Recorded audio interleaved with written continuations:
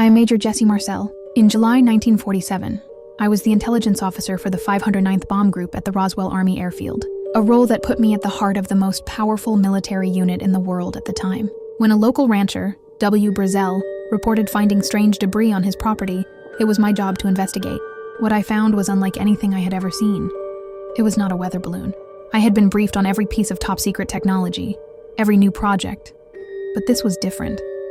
The materials were weightless yet indestructible. When you crumpled the metal foil, it immediately unfolded itself. The balsa wood-like beams had strange, undecipherable symbols on them. I brought the material back to the base, and I even showed it to my family. We all knew this was not from Earth. The public press release, declaring that we had recovered a flying disc, was my team's honest assessment.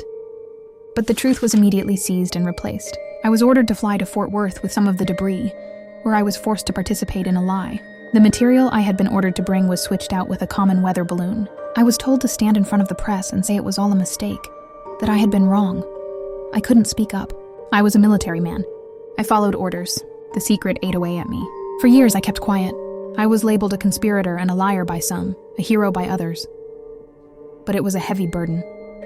The men who were there, the ones who saw the same things I did, we were all silenced. It wasn't about a weather balloon. It was about something a lot bigger, a truth that the government decided was too immense for the American people to handle. I know what I saw, and I know what they did. I carried that secret to my grave. I am Glenn Dennis. Back in 1947, I was a mortician in Roswell, New Mexico. The small-town life meant you knew everyone, and when the military base needed something, they usually called on the locals. In the days after the supposed weather balloon crash, I received a series of strange calls from the Roswell Army Airfield. They wanted me to provide child-sized caskets and airtight body bags.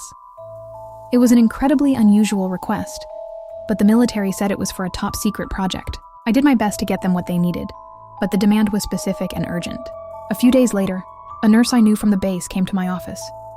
She was visibly shaken, her hands trembling. She told me she had been present during an emergency autopsy. She described the bodies in vivid, terrified detail, small, frail beings with oversized heads and large, dark eyes. She drew a picture of what she saw, a drawing I later showed others. When I tried to talk to her again, she was gone. The military had transferred her to England without notice. Soon after, I was visited by 2 military men. They threatened me, telling me to keep my mouth shut about the calls and the nurse.